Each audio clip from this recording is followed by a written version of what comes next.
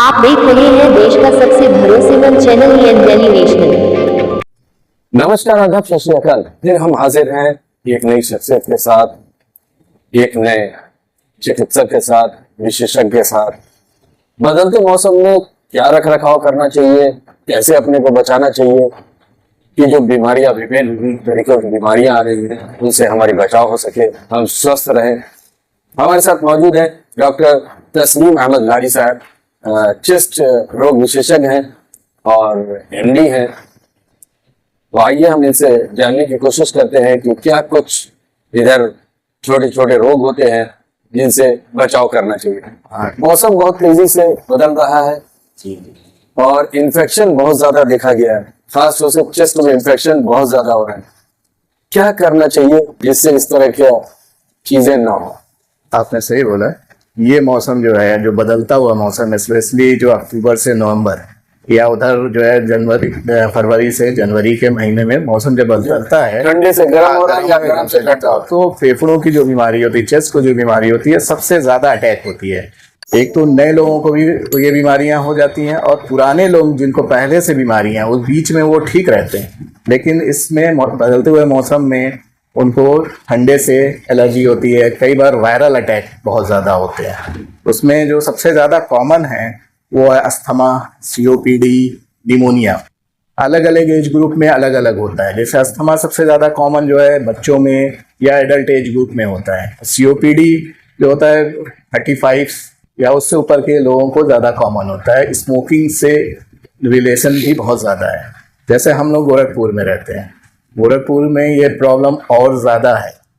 और कुछ सालों से जब ये डेवलपमेंट, सो कॉल्ड डेवलपमेंट हुआ है, ये गीडा के डेवलपमेंट के वजह से, हाँ, इंडस्ट्रियल जो हमारे गीडा में इंडस्ट्रियल जो डेवलपमेंट हुआ है, उससे जो वातावरण है वो अच्छे खासा प्रदूषित हो रहा है। और आज से अगर हम 25 साल पहले जाते हैं तो गोरखपुर में नंबर ऑफ ऑटो मोबाइल्स होते थे वो बहुत कम थे।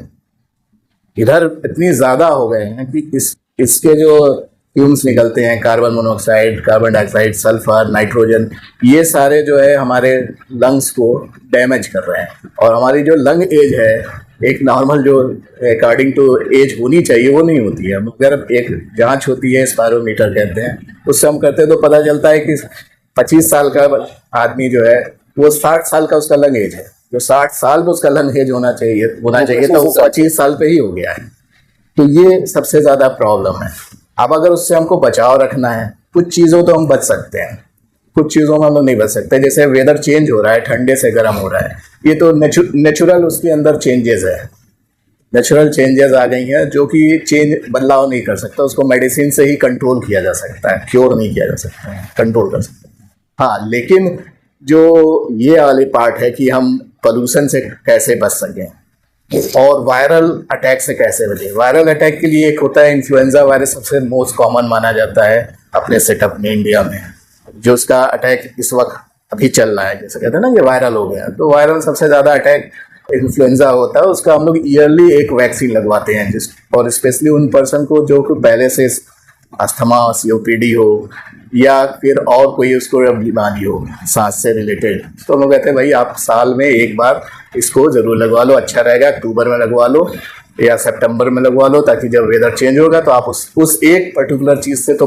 बचे रहोगे, बाकी चीज़ से नहीं बच पाओगे तो अलग बात है। अगर चाहोगे तो वो भी आप बच सकते होगे। भाई आप प्रदूषण देखो तो वहाँ हट जाओ, आग नहीं जलाओ। रूरल एरिया में, अपने रूरल एरिया में आग तापने की प्रैक्टिस है। अभी ये धान कटेगा, पराली जलाई जाएगी, उससे पोल्यूशन बढ़ेगा। दीपावली बीती है, उससे थोड़ा सा पोल्यूशन बढ़ा है। अभी तो एक फाइंडिंग्स आ गई कि दिल्ली सबसे वर्ल्ड का सिटी हो गया।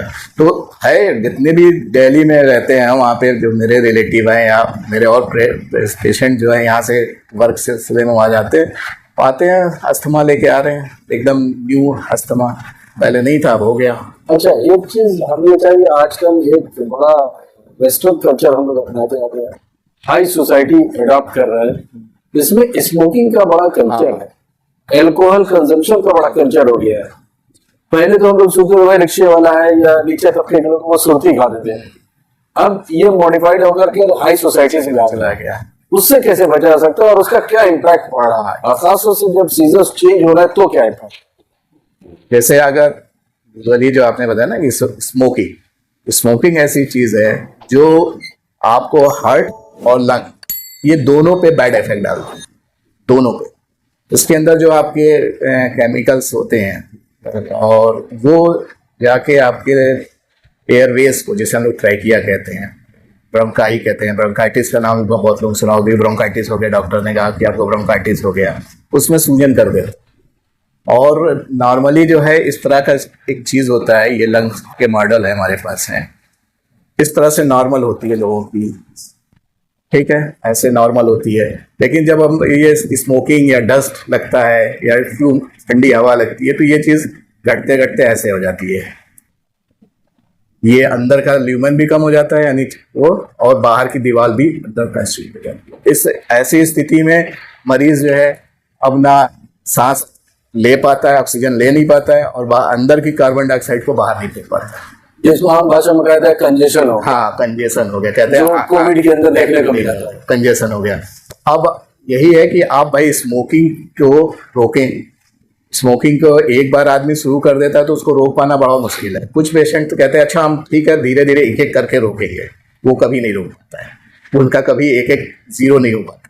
और कुछ मरीज ऐसे होते हैं जैसे उनको फर्स्ट अटैक पड़ा अस्थमा का या सीओपीडी का, और आप डॉक्टर ने कहा भैया छोड़ दो इसकी वजह से है, अगर उसने कहा हाँ हम नहीं करेंगे और बाकी वो छोड़ देता है, कुछ नहीं, इसके लिए मेंटल उसकी स्टेबिलिटी चाहिए कि हाँ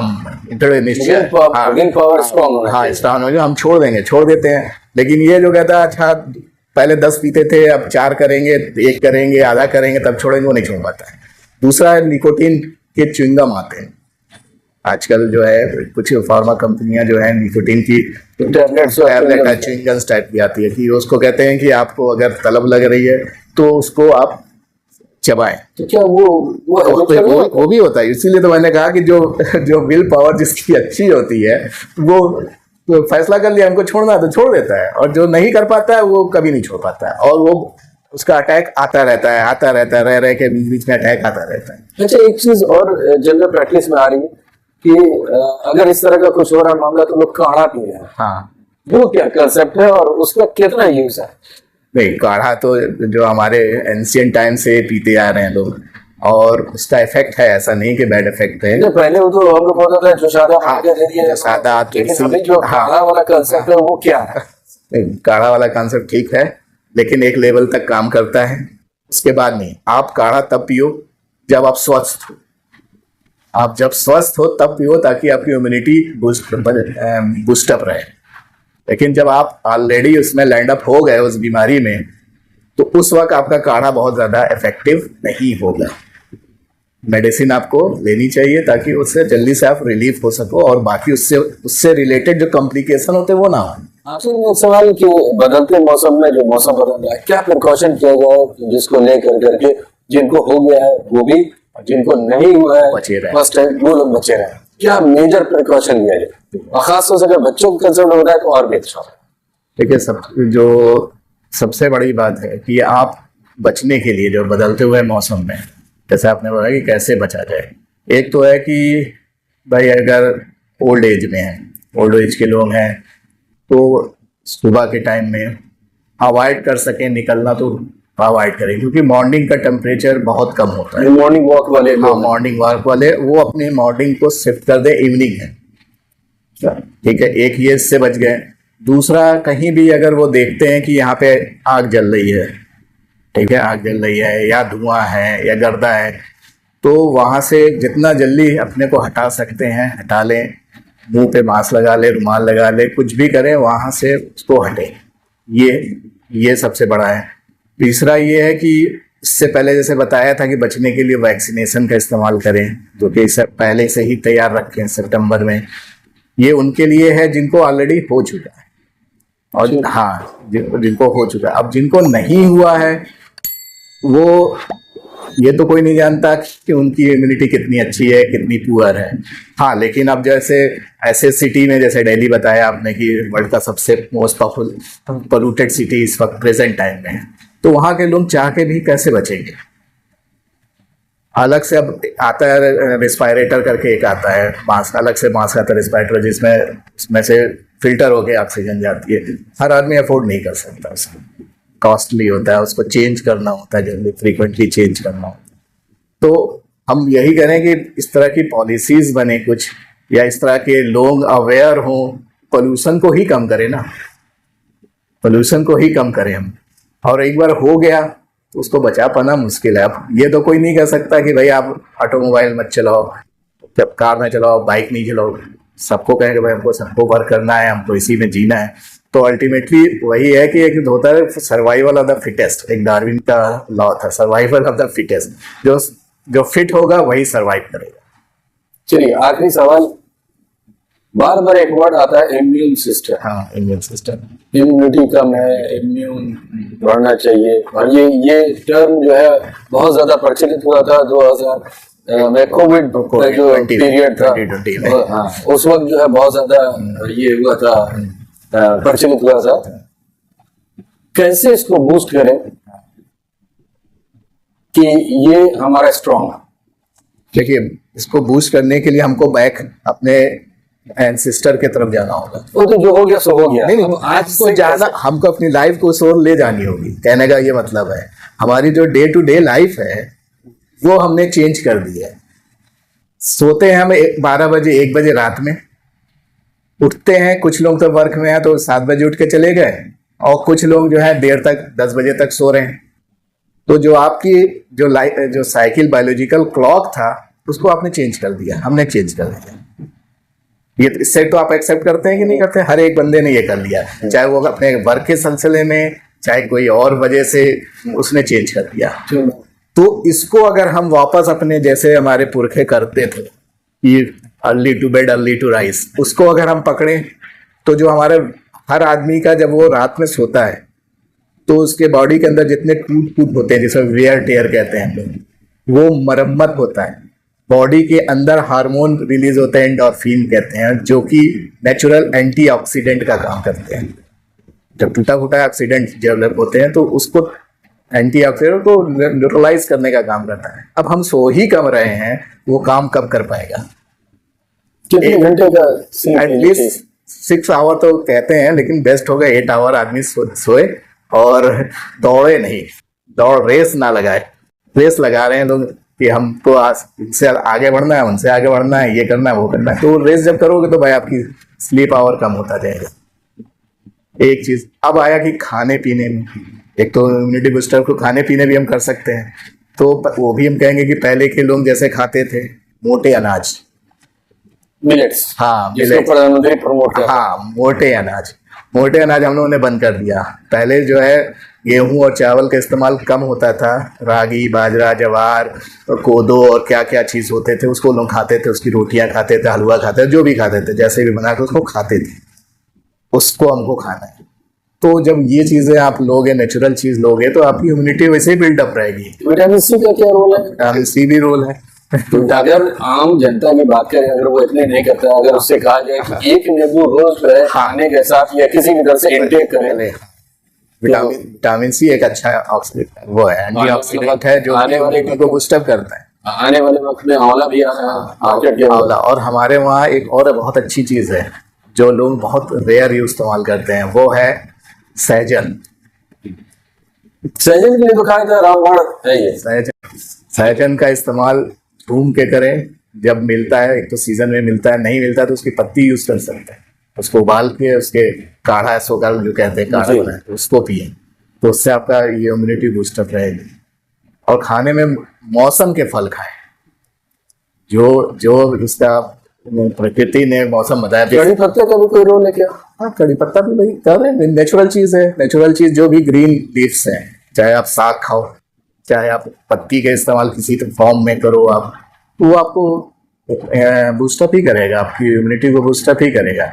लेकिन उसके लिए ये नहीं कि अब हम बीमार हो गए तब हम चले इम्यूनिटी बूस्टअप करने के लिए, हम पहले से तैयार रहे कि हम बीमार ना पड़े और हमको इम्यूनिटी बूस्टअप पहले से रहे हमारी। चलिए, अगर किसी को हो जाता है, ये कंजेशन है या किसी तरह, क्योंकि डायग्नोस कर नहीं पाता है, नहीं कर पाए, वो क्या करता है कि जाता है पहले मेडिकल स्टोर से दवा लिया, अपने जानने वाले से दवा लिया, अपनी जो उसकी डॉक्टरी है वो पहले कर लेता है, जब वो एक्सट्रीम हो जाता है, जब उसके हाथ से सब चीज निकल जाता है, तब वो डॉक्टर से कंसल्ट करता है। अगर एक्सपर्ट की बात करें तो वो तो जब रेफर होता है तभी आते हैं सर। इसके लिए क्या कहें? अब इसके लिए देखिए ये होता है कि आपकी सिम्टम जो है किस लेवल के हैं, माइल्ड है, मॉडरेट है, सीवियर है। ठीक है, माइल्ड है तो अब ये जज तो वही कर पाएगा जो उसको बारे में जानता है, डॉक्टर से। आपके पड़ोसी या आपका मेडिकल स्टोर वाला नहीं जान सकता कि इनको मिलते जुलते सिम्टम होता है। सांस फूल रहा है, अब वो सांस फूल रहा है तो आपके लंग से फूल रहा है कि हार्ट से फूल रहा है कि ब्लड की बहुत कमी हो गई, एनीमिया से फूल रहा है कि किडनी ने काम करना बंद कर दिया, पूरे शरीर में पानी भर गया, इस वजह से फूल रहा है। तो वो तो जो डॉक्टर है वो देखेगा।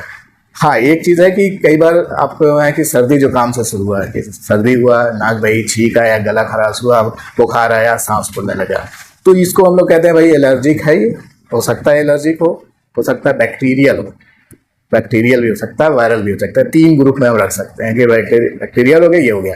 अब वो डॉक्टर जो है वो आपको एग्जामिन करके, कुछ इन्वेस्टिगेट करके, जांच करके उस पर नतीजे पहुंचेगा, हाँ भाई आपको ये है, ये दवा लो आप। जो अपने से जो ये आप डॉक्टर प्रेस्क्राइब करे, अगर कोई दिक्कत होती है तो एक्सपर्ट डॉक्टर के पास जाए, वो जो प्रेस्क्राइब करे वो ले। अपने से एक्सपर्ट आप अपने से लेंगे तो कई बार आपको बैकफायर करेगा। आपने पहले आपको हो सकता है कि अस्थमा का अटैक आया हो, तो आपने भाई दवा एक डॉक्टर ने लिया था या आपके पड़ोसी ने कहा था कि हमको अस्थमा हुआ था, डॉक्टर ने दिया, तुम भी ये ले लो। लेते हैं हम लोग, प्रैक्टिस में मरीज आते हैं, बताते हैं, देखते हैं, लेते हैं, कोई बात नहीं।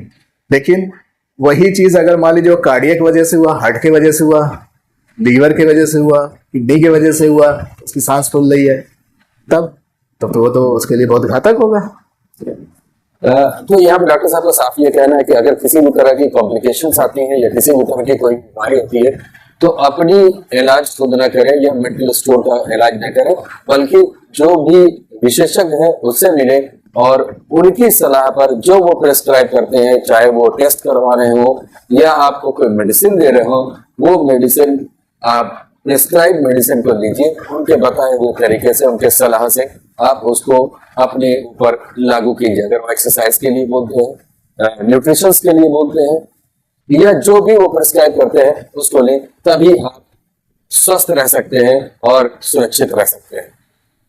अभी फिलहाल बस इतना है। आगे के एपिसोड में फिर एक नई शख्सियत के साथ मिलेंगे, फिर एक नई चर्चा के साथ मिलेंगे।